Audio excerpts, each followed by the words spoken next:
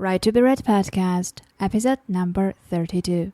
Interview with Danny Ini. You are listening to the Right to be Read podcast, and this is your host, Ani Alexander. Hello everyone, it's Ani here, and I'm very excited to meet you again in this podcast. First of all, I would like to start the episode with a genuine appreciation message to all of you. I really appreciate your support, and I'm very excited about the fact that the podcast is growing, that I'm getting positive feedback from you, and that apparently its mission is being accomplished. The podcast really inspires and encourages many of you, and that bare fact just makes me extremely happy. So I'm really humble about this, and I really appreciate your help and support, and I know that it wouldn't happen without you. So you're part of this success, and I'm giving all this credit to you. Besides that, I would like to share a really big news today. So, what happened after I launched my podcast was I was being approached by many of you who were coming up with different questions and needed help with your books, with the self-publishing processes, and needed some consulting around different topics. And I was, and I'm still am, very happy to help you out. So if you have any questions, just don't hesitate. Email me at ani@anialexander.com, ani@anialexander.com, and I will do my best to help you out as much as I can. Besides that, I decided to open a coaching program for you. And in order to make sure that the quality of the program will stay high, I'm limiting this to 10 people only. And I won't go into the details of the program because I'll give you a link and you can check it out. But what I will say now is that with this program, you will not only get the encouragement and over-the-shoulder guidance, but by the end of the 1-month program, you will have a clear vision of what kind of book you want to write. You will get practical publishing and marketing action plan customized just for you, and you will have an author website where readers will be able to find you. So basically what I will do is I will set up everything you need to have for the start of your exciting journey of becoming an author. So if you're interested, just visit www.anialexander.com/get-help, and you will have all the details, the testimonials, the procedure, and everything you need to know. I will be very happy working with you. So once again, www.anialexander.com/get-help. Okay, I spoke too much already, so let's get to the show. Today I have a special guest with whom we will talk about writing, books, and self-publishing. It's Danny Ini, who is so-called the Freddy Krueger of blogging. He's the proud founder of Fireball Marketing. He's also the author of the Amazon best-selling book Engagement from Scratch, the Naked Marketing Manifesto, and the Audience Business Masterclass. Welcome to Right to be Read podcast, Danny. Annie, thank you so much for having me. I'm really excited to be here. Thank you for coming over. So I usually start, especially with the guests who are quite popular and well-known, I start with the question of who was Danny before he became famous and popular? The same guy, just more people know about him now. Okay, so you haven't changed much. No, I don't think so. A lot of my brand is really about the fact that, I am very transparent. I'm all cards on the table, and that's how I've always been. And I like to think that, it's not like I'm Tony Robbins. I'm not some giant superstar, but to the extent that people have gravitated towards an interest in my message, it's because they appreciate and resonate with the naturalness that with which I share what I have to say. Oh, I see. So I know that in relatively short period of time, you created quite a big audience of fans, and you did it more or less from scratch. What inspired you and kept you going? Because it's something which is not easy to do. So what kept you moving forward and not giving up and getting to where you are now? That's a really interesting question. I never thought about it quite that way, because to me, giving up is not, like, I never really considered it as a viable option. It's like, of course you go forward, and of course you try things, and some of them are not going to work, and sometimes that's discouraging, but of course you keep on going, because eventually things will work. I read once, and I think this was in Randy Pausch's The Last Lecture.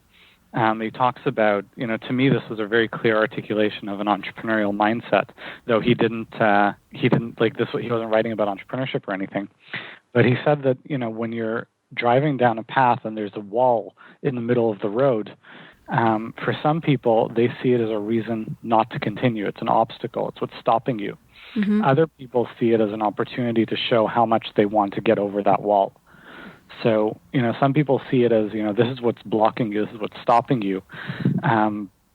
My attitude is really, when things get in the way, when things detour and distract us, I just see it as, okay, these are things I have to take into account when going after the things I want. Okay, I see. So you didn't have this illusion which many people have usually, that things will be smooth and easy and they get discouraged from the very first obstacle, because you were ready to those obstacles, right? Well, I've been an entrepreneur for a very long time. I quit school when I was 15 to start my first business. So at this point, that's 16 years ago. So I guess I bumped into enough things not working out for me exactly the way I wanted early on, enough that I just take it for granted now. Okay. And your book, Engagement from Scratch, as far as I know, it covers the tips and from your first-hand experience of how to build this audience, right? You share all your expertise there. Well, it's a compilation work. So when I wrote and assembled Engagement from Scratch, I had clear ideas, I think good ideas, on how to build an engaged audience from scratch. But I wasn't the expert by any means. I still had a lot to learn. And so rather than trying to pretend I knew something that I didn't know as well as I would have liked to yet, what I did was reach out to a lot of the leading experts in the field, and I asked them to contribute a chapter. So there are a few chapters there about my experience and my story, and then another 30 chapters presented by other people who've achieved their own great success, sharing what they did and what contributed to their getting to where they are now.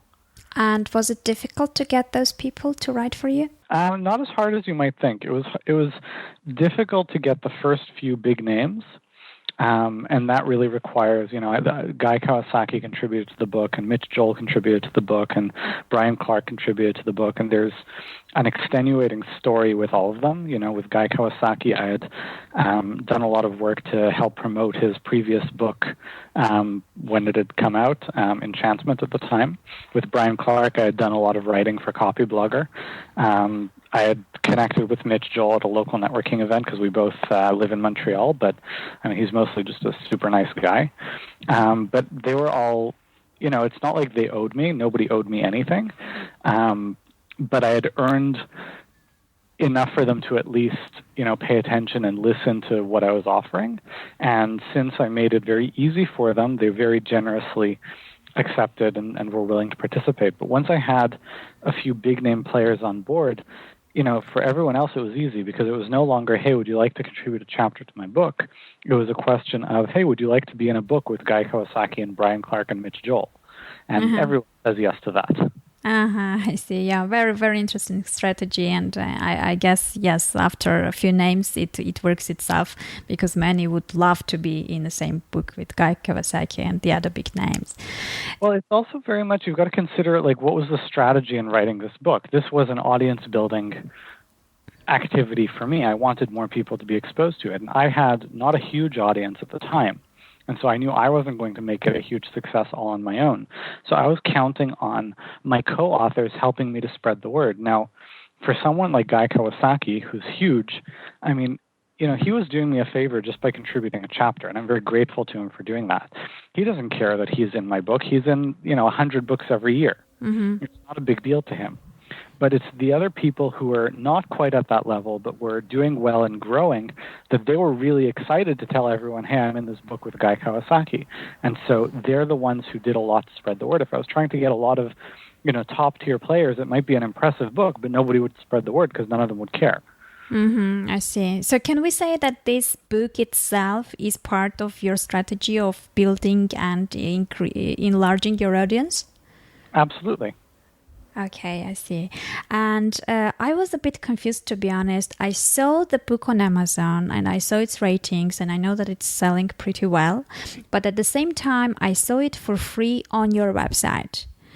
Can you tell us what's the reason for that, for giving it out for free as well? And how come, if it's available for free, it's also selling pretty well on Amazon? Absolutely. That's a great question. I get asked a lot. People want to know, how can you justify that? And aren't you cannibalizing book sales? There are actually a few reasons. So the first question people ask is, aren't you cannibalizing book sales? Isn't someone going to download it for free and then not buy your book? And so the answer is actually no. Because for every person who is ready to buy my book, there are probably 10 or 20 of them who will download it for free. Now, some of them are not going to then go and buy the book, but there are enough other people who are going to see the book, they download it, they start reading it, they like it, and they decide, you know what, I don't want to read 240 pages on my laptop. I want it on my Kindle, or I want it in the paperback, and they go and buy the book. And so at the very least, I break even on sales. Like, I don't lose sales. I maybe even make more sales than I would otherwise. But much more importantly, the relationship that I have with the reader of the book that I can build when they download it for free, because they give me their name and email address so I can send it to them, is a lot more valuable to me than the $3 or whatever it is that I'll make selling the book on Amazon. If they download it for free, then I can build a relationship with them, and a lot of them end up becoming my customers. And that's what really has driven my business. And even strictly on the book sales standpoint, if they've downloaded the book for free, then I can email them a week later and say, hey, did you like it? If you did, would you mind leaving me a review on Amazon? And that's why I have so many reviews. And that helps to push the book to do better on the rankings as well. I see. Well, you answered my upcoming question, because I was going to ask you, you have 210 reviews at this stage for this book. How did you manage to get so many? So is this the only review getting strategy you're using, or you're doing something else? That's all I did. That's all you did was give a lot of people the opportunity to see the book and ask them if they liked it to write a review. Okay, I see. And maybe that's also the reason that you're getting only good reviews? Well, there are some negative reviews, just like any other book. Yeah, but majority is like, you have a vague majority of really good reviews. So, the other ones are not even that visible to me. At first glance, at least, Well, I'd like to think that I have the vast majority of good reviews because it's a good book. But I don't, I never say, I should elaborate, right? Because I just said now, glibly, if you like it, could you leave a review? But what I actually write in the emails is, I'd really appreciate an honest review. Okay. So I don't tell them if you don't like it, don't write me a review. Well, actually, no, what I do tell them is, if you like it, I'd love a review. If you don't like it, I'd love if you could tell me why. Reply to this email and tell me why, so I could learn and try to make it better. Okay, maybe that's the reason that this kind of message makes people more inclined to reply to you rather than leave some critique on the Amazon page, I guess. Well, I don't think that's really it, because the truth is that if they downloaded it and they're engaged and responsive to me, it's because they like the book. Those emails don't make a big difference if they didn't like the book to begin with. Authors often overlook, they think it's all about gaming the system and stuff, but if you want to get reviews, you've got to write a good book. And yes, you have to do more than that, right? The reviews aren't going to write themselves. You do have to remind people and prompt people to write reviews, but that only works if it's a good book. It's a book that people want to write reviews on. And how did you come with the idea of writing this book? Well, it was very much a strategic move on my part. This is not the book that I wanted to write since I was a kid. I don't actually like compilation books. I don't like books that have a chapter from 30 different authors usually, because I find them to be very shallow and they don't go into a lot of depth. And maybe that's why this book came out pretty good, because I had that bias and I really didn't want it to be like that. But at the time, I was looking to build my audience. I wanted to create something that people would respond well to. And I looked around and asked the question, what are the questions that entrepreneurs, my target audience, are asking that they want solved? And the big question that I was seeing was, because at the time people were talking about audience engagement, but it always presupposed you had an audience. If you're Coca-Cola, here's how you engage your audience. Mm-hmm. And the question that nobody seemed to be answering was, well, what if you're just getting started? What if your audience is just you and your other email address? Then, how do you start? And so I really set out to create this book because I knew that this is the question that people wanted answered. And I mean, there's an important lesson here for our listeners, right? I mean, if you want people to like your book and support it, then write the book that they want to read. Yeah, absolutely. I mean, you shouldn't write for yourself. You should write for your audience. Well, I mean, you can write for yourself. It's totally fine to do that, but then don't be surprised. Like, it's okay to do that as a hobby, but if you want people to read this book and you want it to turn into something, then yeah, you've got to write what people want. Yeah, absolutely. So also I was talking with several people about the fact that I was going to interview you, and they were really excited about, how did you get Danny coming to your show and things like that. So some mentioned something which I never noticed before, but since it was mentioned, I would like to raise this up. They said that some of the audience building tips that you usually communicate are quite time consuming, and if someone has a full-time job and is writing in his spare time, etc., he might not have enough time to kind of do it in a profound way. Is this the case? Because I personally don't know. That's why I'm asking. It's somewhat the case. So I think there are a lot of writers who have very unreasonable expectations around how much work is going to be involved in marketing and promoting their book. They think that, writing the book is the bulk, it's the core, and then they've got to find some, quick strategies or tactics to get the word out there. And the reality is that, marketing your book, building an audience, it's as much work or more than writing the book. And if you don't have the time and willingness to do that, then no, you're probably not going to get read by a lot of people. I mean, it's harsh to say it, but it's the reality. If you want to just write as a hobby on the weekends, and self-publish through CreateSpace or whatever, so you say you've been published, you can do that, and that's fine. But if you actually want a lot of people to read this book, you've got to take it as a serious pursuit. And the stuff that I teach is not time-consuming to the point of being prohibitive. Mm-hmm. You can certainly do it. 10 to 20 hours a week is kind of what it's going to take. And that's a reasonable amount of time to put in on an ongoing basis. It's not like you need to do 10 things that each take 10 hours a week. You do one thing that takes 10 hours a week for a while, and then you switch to something else. Mm-hmm. But if you're not willing to put 10 to 20 hours a week into marketing your book, then you might want to reassess your expectations around, is this book realistically going to get marketed? I see. Yeah. So it's very important to have realistic expectations and to know how much they are willing to commit and to do in order to get where they want to get. So that's an important point as well. I know a lot of people who've been very successful selling all kinds of things online, and particularly selling books online. And they've done it in a lot of different ways. I don't know anyone who's achieved significant success just working, a few hours on the weekends. Mm-hmm. Yeah, exactly. I also think that, it takes a lot of time and a lot of effort and commitment, and it's just about priorities. It has to be priority number one at that point in order to you get to what needs to be done. So since we briefly mentioned expectations and unjustified expectations, these days making money online has become a very popular hot topic, and at the same time there are many myths connected to that, and people think that, if they just write a book and put it on Kindle, and they will become millionaires in several nights. And apparently that's not the case. But do you think that it is possible and realistic for writers to make full-time income online? Yes, absolutely. And I say that because I know people who have done it.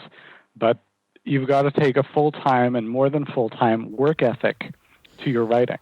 Like, if you want to write your novel, if you see, You know what? I talked to just recently. I had a conversation with my friend Sean Platt, and he's very successful writing fiction online. That's what he does full time. Yes. He recently had the third most funded Kickstarter project for fiction ever. The Fiction Unboxed? Yeah, the Fiction Unboxed. That's Sean. Yeah. And he articulated it very well. He said that too many writers see getting published, and getting it published is like a catch-all for, making money, getting traction, whatever. They see it as an event rather than as a pursuit. They think it's something that happens at a point in time, and then you're set. And that's not the case. You don't write your novel and then get discovered and the magic happens. It's that if you're a writer, if you're an author, if that is your profession, if that is your career, you don't write a few hours here, a few hours there, till a couple of years later you finish your novel, then you strike it rich. It doesn't work that way. You put in a consistent amount of hours every day, every week, till you finish your book. And when you finish your book, the next day you start a new book, and you keep on writing. That's what serious, successful writers do. That's what serious, successful professionals do. So yes, you absolutely can. But, Sean, literally, he just finished this Fiction Unboxed project. He spent a month working on this project. The next day, they started working on the next book. And that's the kind of work ethic you've got to bring to it. And also, do you think that while writing the book, they should already have a plan in place for marketing that book once it's out? My approach is and has always been that you actually want to think about the marketing before you write the book. You want to build the audience before you write the book. You don't want to write the book and then think, how am I going to market it? You want to build the audience so that when you finish the book, you've got thousands of people who are ready and waiting and eager to hear about it.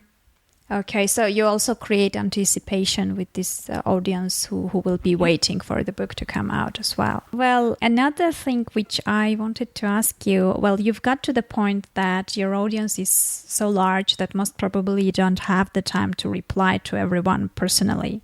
So what do you do in order to not let people feel left out, or, what's your approach of keeping them engaged and, keeping this personal touch, although you don't have the time to personally approach everyone separately? Well, the answer is that as we've grown, when I was just starting out, it was just me and Megan was helping out and I was answering all my emails, and that's great.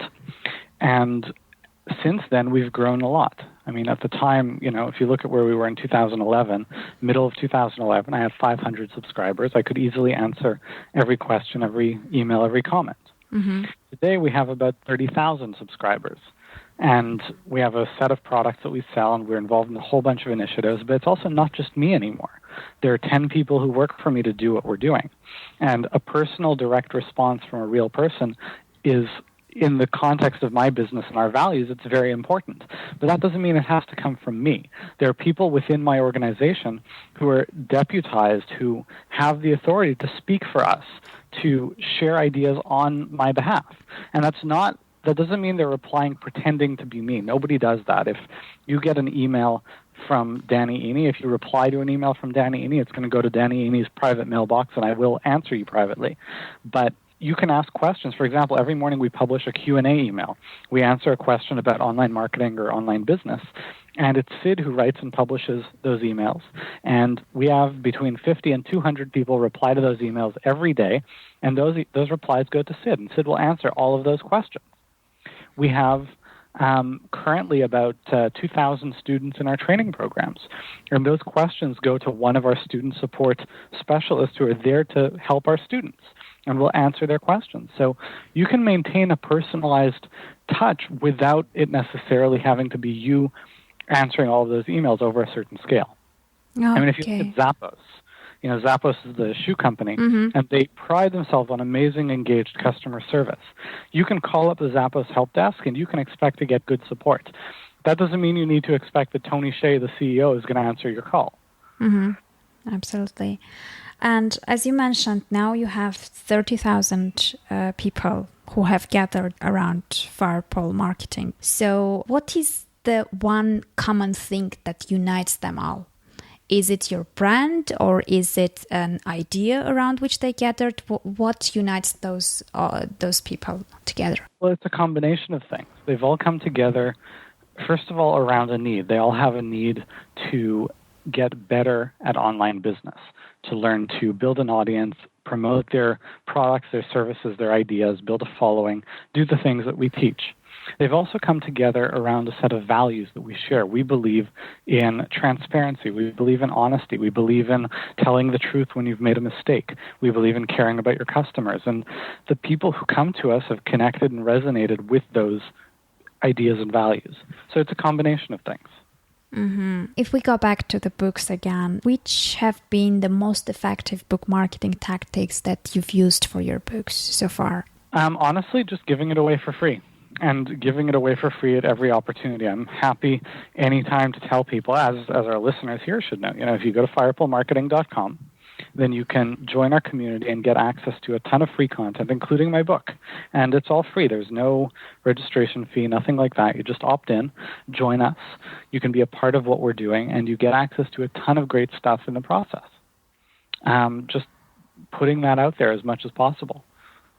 Okay, so it's just giving out the books for free, and also most probably, I guess, the attitude of and the importance of helping people, because I think when someone does this for money, people can feel it somehow. So it's I'm sure that this transparency and the desire to help people is something which also kind of is one of the keys to success, maybe. Well, absolutely, I think so.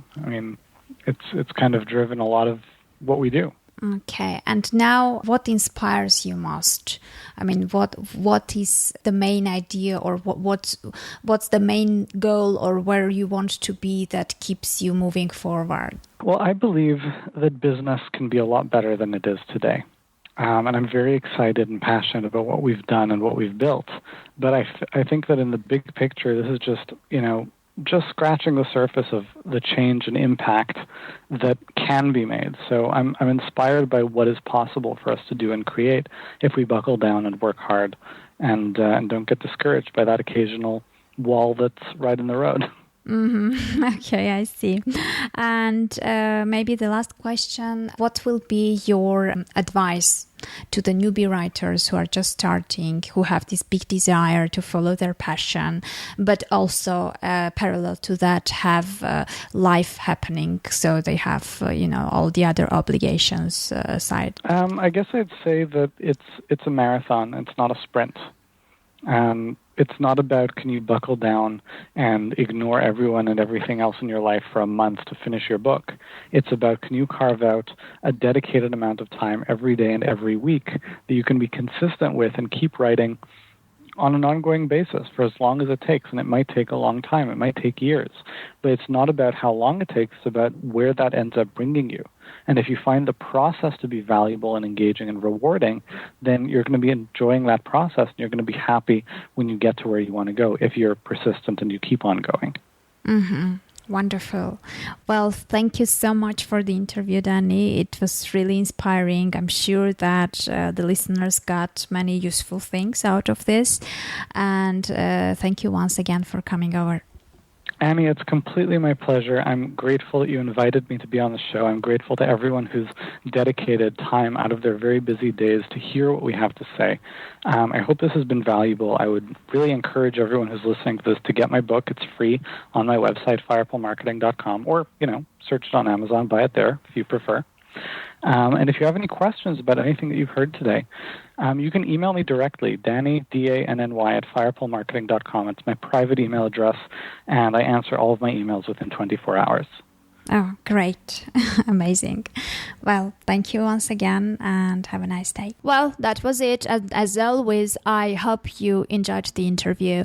Please come back to me with feedback. Tell me what you liked. Tell me what you don't like in the podcast. I'm open to critique. Just email me at anniealexander.com and let me know what you think and what you would like to change or add, or if nothing, just, tell me how much you like me. It also makes my day and makes me happy.